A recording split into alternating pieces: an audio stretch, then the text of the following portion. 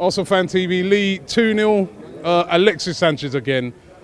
Different class, different class. You know what I mean? He's the only world-class player we've got. Mesut Ozil, I thought, done all right again today, if I'll be honest.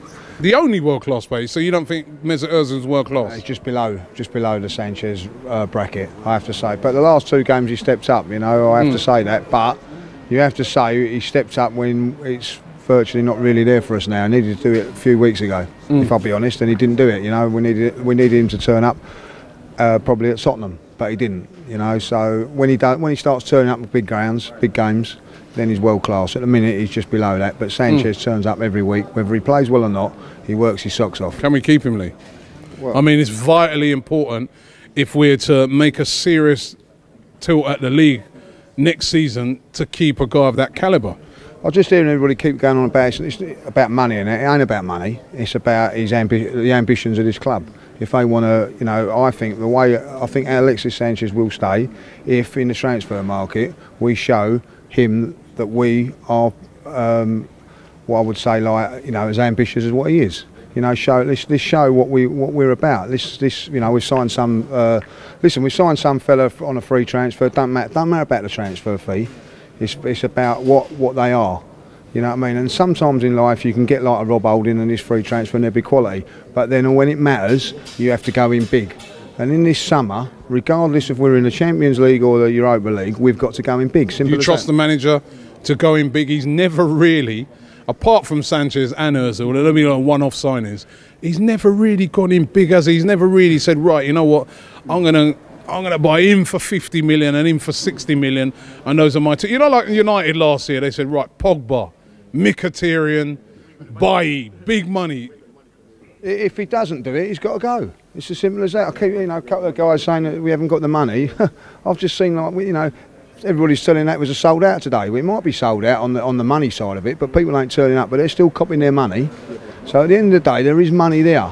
I'm not saying it needs to go in massive, silly money, but what we're crying out for is a top-class, world-class striker. I've been saying it for a long time now. And that's going to cost, if it was like, say, if it was an Mbappe, and especially if you've got no Champions League football, you're going to have to splash 70, 80 million pound.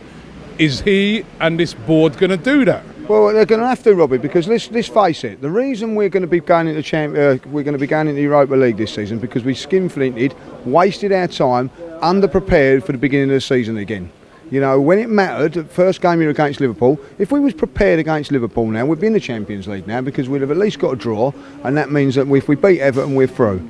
But oh no, because we're penny scrimping and whatever and waiting to the last moment, we are now out of the Champions League. At this moment in time, we're out of Champions League places. If Liverpool and Manchester City win, we are out of Champions League because of the incompetence of us at the beginning of the season. Let's face it, forget about bad results and all that, like. But when we went into the beginning of this season, we was underprepared. And there's no excuses for that. And if Wenger continues to do that, then he's not welcome at this club no more. It's as simple as that. If he's prepared to get everything done at the beginning of this season, and it's going to now cost us money to get him Mbappe. Is that his name? Because I can't. You say it. Oh, I love Mbappe. Him. Can't say his name, but he's the man that I want at this football club, or someone of that ilk.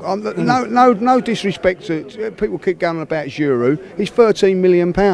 Welbeck, he's £18 million. They're all right, they're good players, but they're not the top notch. Let's be honest, Robbie. Everyone goes on about Danny Welbeck. He's a great player, but he's not world class.